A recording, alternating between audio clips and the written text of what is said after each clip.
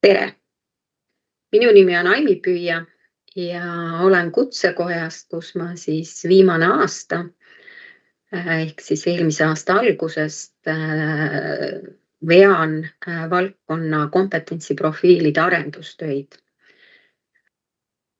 Ja täna plaanin rääkida kolmel teemal. Kõigepealt tavan natuke laiemat vaadet, et kuidas jõuti kutsereformi käigus otsusele liikuda senisest üle 20 aasta kehtinud kutsepõhisest loogikast edasi kompetentsipõhise loogikani. Lühidalt ja võib-olla sellise helikopteri vaates avan, mis on kompetentsiprofiil, mis on meil ju kasutusel olnud ikkagi juba mitu aastat mõistena ja kuidas me jõudsime kompetentsiraamistikuni ja mis asi see on. Ja hästi lühidalt vaatame ka tulevikku ja seda ennekõike siis Kutsekoja vaates ja vaates, et kuidas Eestis liigutakse edasi kompetentsiprofiilide arendustega, nii et me siis ühel kuupäeval saame öelda, et üleminek kutsepõhisest loogikast kompetentsipõhisele on rakendunud. Aga alustame sellest, et kuidas me oleme siia jõudnud, et me räägime Euroopas ja ka Eestis viimased 5 aastat siis kompetentsi- või oskuspõhisest lähenemisest. Ja vajadus on olnud väga lihtne, et maailm meie ümber muutub nii kiiresti. Ei aita enam see, et käia nende muutustega kaasas, vaid me peame liikuma veel kiiremini, et selle muutuva ümbrusega sammu pidada. Ja nii ka kutsesüsteemis, et tööturu vaates on vaja üha enam vastata ja saada hakkama siis tööturu nõuetega, ehk siis tööturul on vaja selleks, et olla konkurentsis just selliste kompetentsidega töötajad, kes suudaksid muutuvas maailma väga efektiivselt toimetada, aga teistpidi see kiire tööturul kajastuv muudatus peab jõudma üsna kiiresti ka õppimismaailma, sest selge on see, et õppimismaailm on ju see partner tööturule, kes siis tagab nende kompetentside jõudmise kiiresti tööturule. Ehk selline klassikaline vajadus, kuidas käia ajaga sammus. Ja seda vajaduse tõdemise järel jõuti ka siis sellisele otsusele ja Eesti ei ole siin midagi erakordset, vaid see otsus ja liikumine on laiemalt päevakorras, et liikuda edasi kompetentsipõhisele loogikale. Kui me vaatame siis kutsepõhist, ehk siis Eesti kontekstis me võime julgelt öelda kutsestandardipõhist loogikat ja kompetentsipõhinest loogikat, et mis seal erineb. Et võib-olla sellised 4 olulisemat rõhuasetust on kõigepealt see, et kompetentsid kirjeldatakse kutsete lõikes. Me räägime juuksurikutsest, me räägime sotsiaaltöötaja kutsest, me räägime lapsehoidja kutsest, siis need kompetentsid, mis sellel kutsealal on vaja heaks juuksuriks olemisel, on kirjeldatud kutsestandardis ehk kutsepõhiselt. Kui neid kutseid on vähe ja kui see ametite või kutsete maailm on üsna muutumatu või muutub aeglaselt, siis tegelikult see ei olegi halb.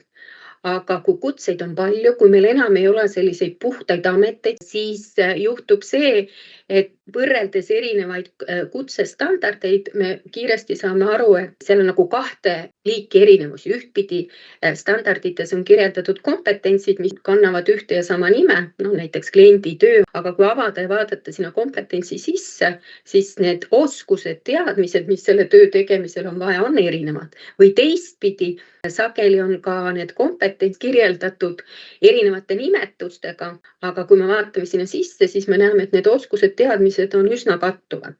Ehk siis, kui meil on vaja kiiresti teha muutusi, saada aru, et kas meil on vaja sarnaseid kompetentse, erinevaid kompetentsi, siis see võtab aega. Need ametid, milledel ei ole kutsestandardeid, siis nende kompetentside jõudmine töömaailmast haridusmaailmani on juhuslik. ja sageli lünklik ja sageli ei jõuagi nad sinna. Et me oleme väga kinni sellest, kas ametil on kutsekirjeldus või kutsestandard või mitte. Nüüd kompetentsipõhine lähenemine ja erinevus siis sellest tänasest lähenemisest on see, et see keskne osa või lähtekoht ongi kompetents ehk seal enne nimetatud klienditöö kompetents. Me kirjeldame ära kliendi töö, me kirjeldame ta ära oskuste, teadmistega, hoiakutega, mis on vajalikud selle töö tegemisel ja me seome nüüd erinevad ametid, me seome erinevad rollid, sest ka täna töömaailm üha enam ütleb, et liigutakse rollipõhisele lähenemisele. Me tegelikult saame need kompetentsid siduda ka kutsestandarditesse, kus on B-osad kompetentside kirjeldused. Me saame seda kompetentsi siduda ka õppekavasse ehk erinevatesse profiilidesse. Ja kui me nüüd tahame seda kompetentsi muuta, siis muutes ühest kohast, see muutus kandub kõikidesse profiilidesse, kus see kompetents on siis liidestatud. Ja oluline on ka see, et selle ameti või töö tegemiseks vajalikud oskused, teadmised ei sõltu enam ühest kutsestandardist, kas meil see standard on või mitte, vaid ametil kõik on nähtavad, kui need kompetentsid on seal profiilides kirjeldatud. Nii et ühtpidi paindlikkust, aga teistpidi ka selline läbipaistvus nüüd sellele kompetentsipõhisele loogikale üleminekul me loodame, me sellega saavutame. Praeguste kompetentsiprofiilide arendustöödes on selgelt välja öeldud, et kompetentsiprofiilid, mida me loome, peegeldavad tööturul vajaminevaid oskusi, teadmisi, hoiakuid ehk siis kompetentse. Eelkõige mõeldes, et tööturu vajaduste jõudmine haridusmaailma võtab alati aega, siis on profiilide koostajatel eesmärk kogu aeg vaadata ettepoole ja nii siseriiklike rahvusvaheliste uuringute kui ka ekspertidelt saadud sisendite põhjal panna profiilidesse kirja ka need tulevikuoskused, mida siis selles ametis vaja läheb. Ja kolmas oluline eeltingimus see, et profiilid tuleb siduda kvalifikatsiooniraamistiku tasemega. Ehk siis sisuliselt see kvalifikatsiooniraamistiku tase ongi sillaks töömaailma ja haridusmaailma vahel. Kompetentsiprofiil, mida me siin loome, ei võrdu õppekava. Kompetentsiprofiili loomisel on seatud väga selge eesmärk, ta peab andma sisendi õppekava erinevate koolitusprogrammide koostamiseks, aga sinna vahele ei panda võrdusmärki. See maailm, kus me siis kompetentsiprofiilide arendamisega tahame lisaväärtust luua, näeks välja siis selline, et ühelt poolt on meil tööturg, siin joonisel siis sinisega, teiselt poolt on meil haridusmaailm ja meie tegevus on siis suunatud tegelikult sellele inimesele, kes siis oma kompetentsidega loob väärtust tööturul. Tööturg eeldab, et need töötajad omavad just neid oskusi, teadmisi, mida on töö tegemiseks vaja ja haridusmaailma huvi on see, et kui õppija väljub õppeprotsessist, siis ta need eeldused nendeks kompetentsideks, mida tööturg vajab, on saanud. Kompetentse me muudame mõõdetavaks, kirjeldades tegevusnäitajad. Tegevusnäitajad kirjeldatakse lahti oskuste, teadmiste, hoiakutega ja tegevusnäitaja on see sisend, mida siis nüüd õppekava disainija või koostaja väga vajab selleks, et just tegevusnäitajatele põhinedes kirjeldaks ära õpiväljundid, mis on siis õppimise tulemusena. Ja see sild nüüd kahe maailma vahel just läbi selle tegevusnäitajate ja õpiväljundite vahel luuakse. Ja loomulikult siis see isik ja selle isikoskusprofiil, sest iga inimene on ju huvitatud, millised on need kompetentsid, mida mul täna ei ole, aga ma saan siis seda kiiresti endale omandada. Ehk siis selline kompetentsuse ring, ühelt poolt töömaailm, teiselt poolt haridusmaailm, on siis see, kus me oma kompetentsiprofiilidega tahame anda lisaväärtust. Ja veel siis muudatuste eesmärk on kogu protsess oleks kiirem. Teistpidi, kui me keskendume selleks uueks lähtekohaks kompetentsile, siis me tagame selle, et me ei pea muutma 500+ kutsestandardit, kui kompetents kas siis lisandub või mõni oskus läheb hoopis pildilt ära, vaid me saame muudatused teha ühes kohas. Me teeme vajadused, mida siis töömaailm vajab, nähtavaks ja anname ligipääsu tegelikult kõikidele tasanditele, nii haridusmaailm, nii inimene kui töötaja, aga tegelikult ka poliitika kujundajad. Ja meie eesmärk on ka ühtpidi paindlikkus, aga et asi oleks kiirem, et ka tekiks selline lühem teekond punktist A punkti B ehk tööturult haridusmaailma. Ja ma tahan veel tuua välja ühe rõhuasetuse, et see eelnev jutt tundub ju kõik kena ja ilus, aga me ei saavuta seda paindlikkust ja kiirust, kui me oma arendustöödel ei keskendu sellele, et kuidas siis tänaseid tehnoloogilisi võimalusi meie eesmärkide täitmiseks ära kasutada. Ehk siis see tehnoloogia tark kasutamine on selle arendustöödes võtmesõna ja see on ka meie üheks eesmärgiks. Kutsekoda on juhtimas või eest vedamas kompetentsiprofiilide arendustöid.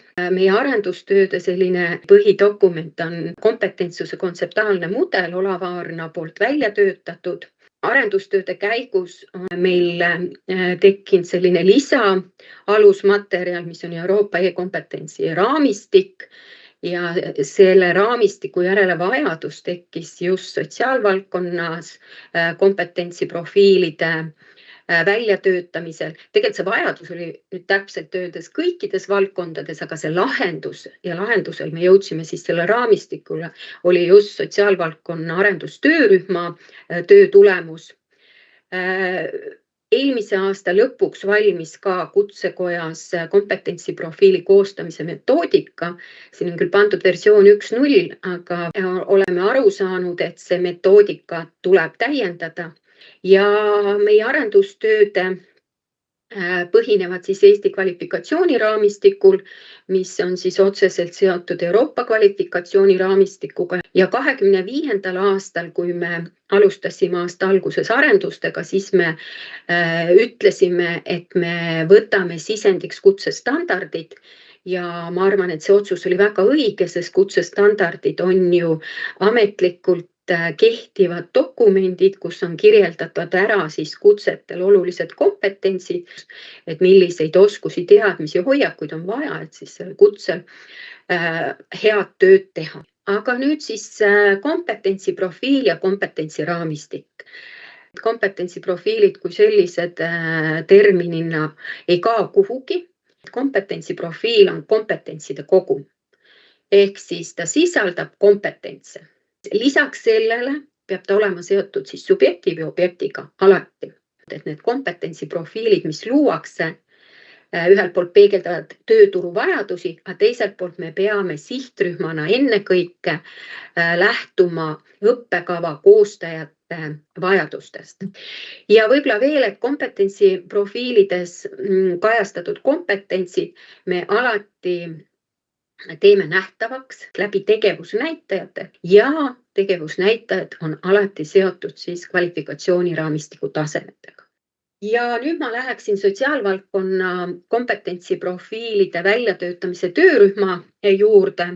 Ehk siis kui küsida niimoodi, et kus see raamistik tuli või miks ta tuli, siis raamistiku mõiste ja ka see sisu sai kaetud just sotsiaalvaldkonna kompetentsiprofiilide arendamise töörühma töö tulemusena. Ja ma rõhutan just tulemusena, sest meie eelmised või ütleme teised arendustöörühmad olid sellised üsna kitsad valdkonnad, kus neid valdkonnas olevaid ameteid, näiteks iluteeninduse valdkond, seal oli 7 ametit või näiteks farmaatsia valdkond, mis praegu väga edukalt võttes ka sotsiaalvaldkonna arendustöörühma tulemust endale sisendiks. Seal me räägime täna ainult 2 ametist ja nii edasi, aga sotsiaalvaldkonda jäävaid ameteid on üle poole 100. ja me seal ju veel ei rääkinud rollides. Töökoosolekul jõuti selleni, et kui me hakkame nende ametite kompetentse kirjeldama, et kuidas me neid kompetentse omavahel siis ühtpidi võrdleme, aga kuidas me neid struktureerime. Et kui me natuke mõtleme, et üks amet on keskmiselt seal 6–10 kompetentsi, meil on seal kuskil 100 ametit rolli, siis me räägime juba peaaegu 600 või pea 1000 kompetentsidest, et me kõik saame aru, et see peab olema kuidagi struktureeritud. Ja vaatasime siis ringist, et kas meil on võtta kuskilt juba läbi tehtud samu otsinguid ja me jõudsime Euroopa e-competency framework ehk siis e-kompetentsi raamistikuni.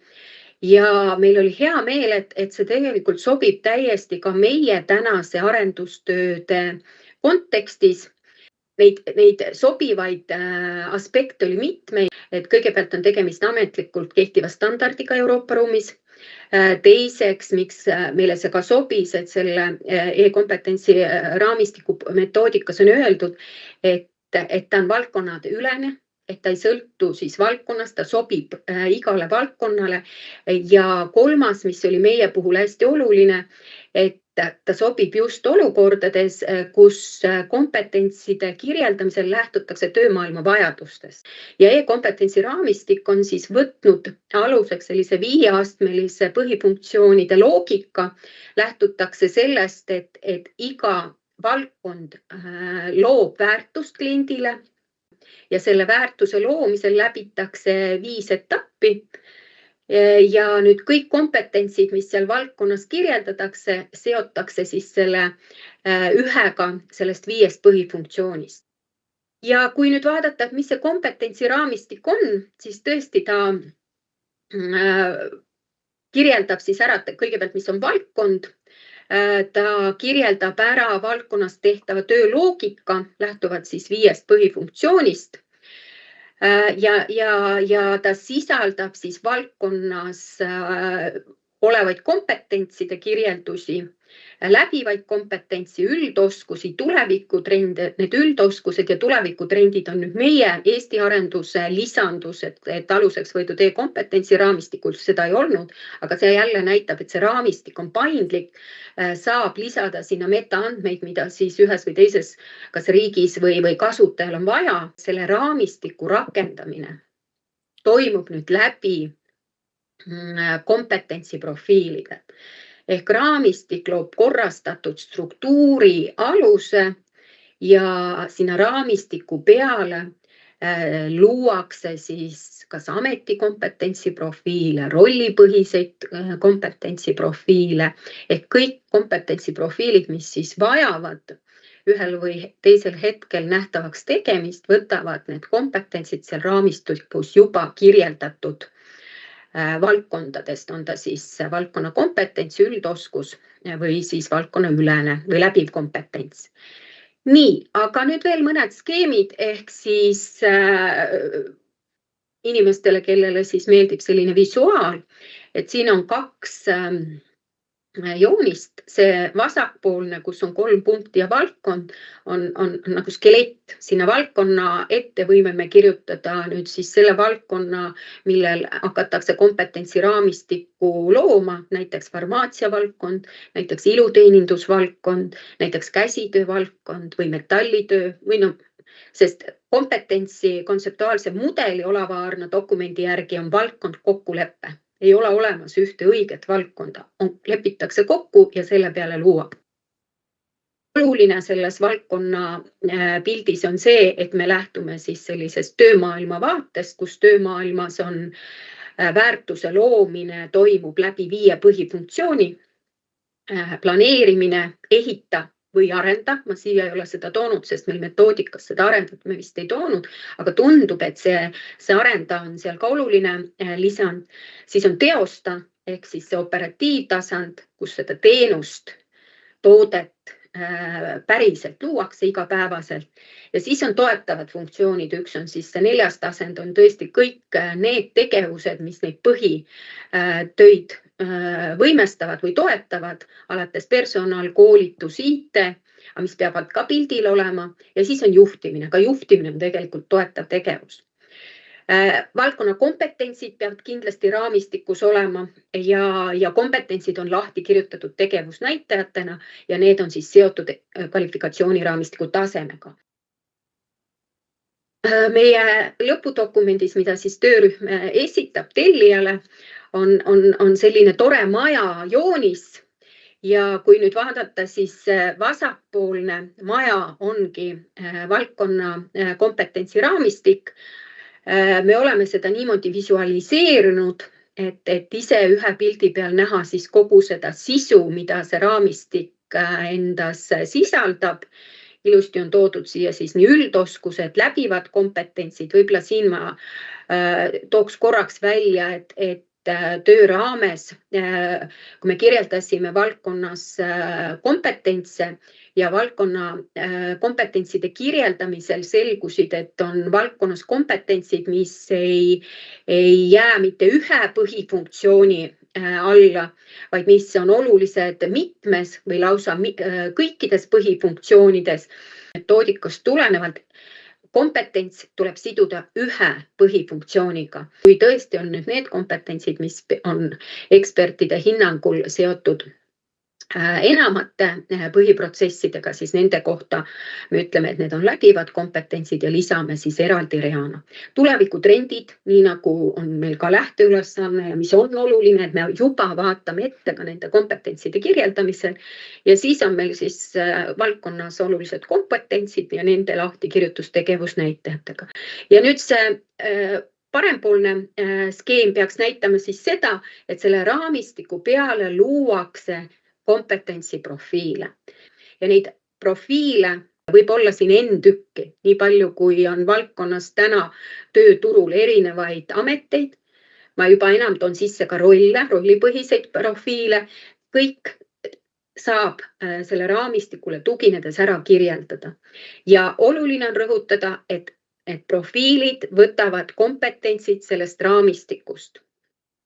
Nii, üks rõhuasetus veel, et kompetentsiprofiili väljatöötamise töörühmade tulemustel tekkinud arusaam, et töötab selline kombineeritud lähenemine. Ehk kõigepealt raamistik, millised on siis need põhiprotsessid selles valdkonnas, üldoskused, millised on tulevikutrendid, vaadataksegi valdkonda tervikuna. Ka see, et leppida kokku, milline selle raamistiku vaates on valdkonna ulatus, see käib ülevalt alla. Aga kui nüüd me hakkame seda raamistikku sisuga täitma, ehk neid kompetentse, vaid siis tuleb läheneda alt ülesse, ehk võtta siis konkreetsed täna tööturul olevad ametid, kaardistada ära need tööülesanded, mis seal ametites tuleb täita ja nende põhjal siis kirjeldada need kompetentsid, mida on vaja, et neid tööülesandeid hästi täita. Nii, ja 6 sammu. Kõigepealt tuleb kokku leppida siis ja määrata see valdkond, millele raamistiku ja profiili hakatakse looma. On ta siis sotsiaalvaldkond või mõni muu valdkond. Tuleb öelda ja kirjeldada siis see valdkonna tuum, mille jaoks see valdkond on loodud, mis on see väärtus, mida ta siis pakub. Ja sellest lähtuvalt siis kirjeldada ära ka seal valdkonnas töö tegemiseks või kompetentside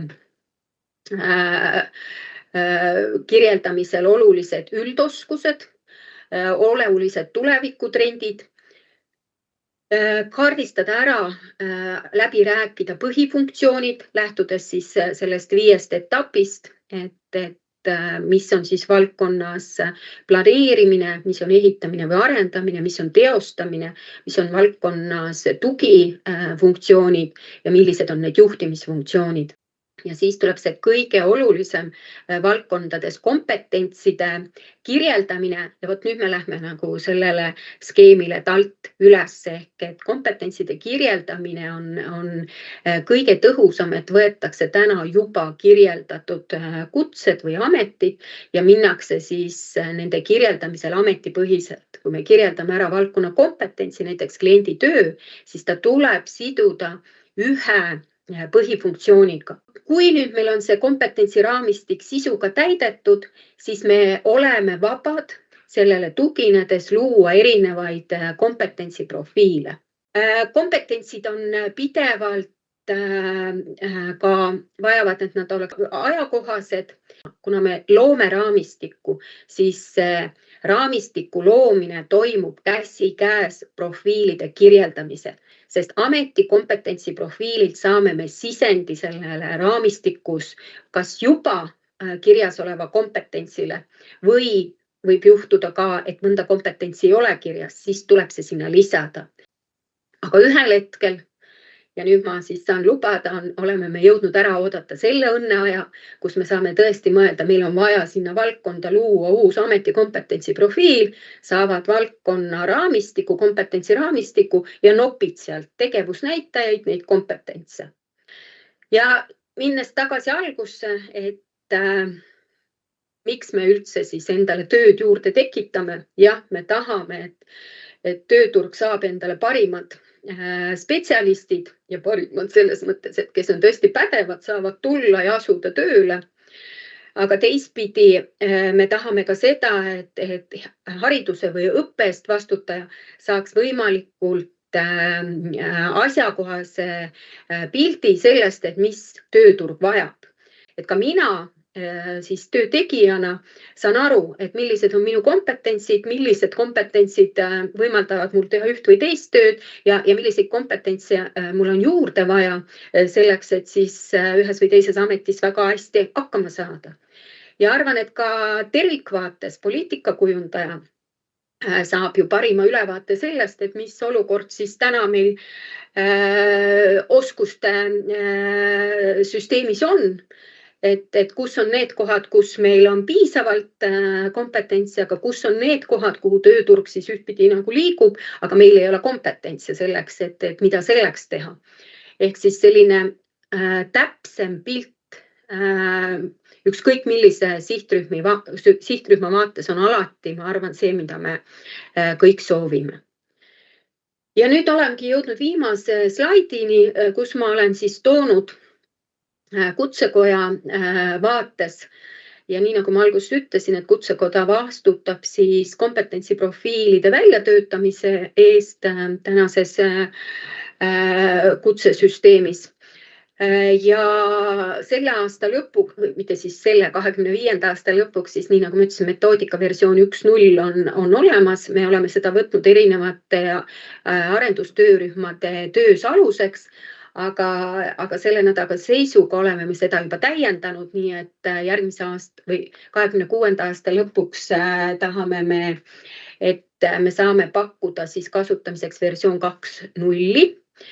Meil on välja töötatud 10 sellist pilootprofiili ja selle 10 pilootprofiili sees on meil 2 kompetentsiraamistikku ja 8 ametikompetentsi-profiili, mida me siis sellel aastal läheme tutvustama ekspertidele, sihtrühmadele ja selle aasta esimene pool me tahame just saada, ütleme siis nendele, kelle jaoks selle kompetentsiprofiilid luuakse tagasisidet, et veelgi täpsemalt seada eesmärke, et need kompetentsiprofiilid ikkagi täidavad seda eesmärki, et annavad sisendi siis õppekava koostajatele.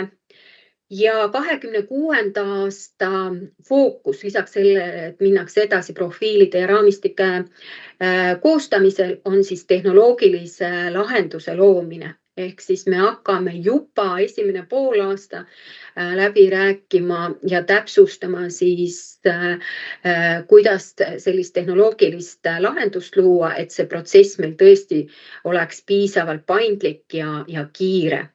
Ja pikem eesmärk, see ei ole enam nüüd Kutsekoja eesmärk, vaid kutsereformist tulenevalt, me saame öelda riigi eesmärk on ikkagi see, et kõik valdkonnad liiguvad üle kompetentsipõhisele lähenemisele ja et siis nii kompetentsiraamistik ehk see alus, mille peale profiile luuakse, aga ka kõik juba kokku pandud profiilid oleks siis kättesaadavad sihtrühmadele ja mitte siis PDF-ina, vaid ikkagi sellise paindliku ja tõhusa digilahendusega. ja aitäh!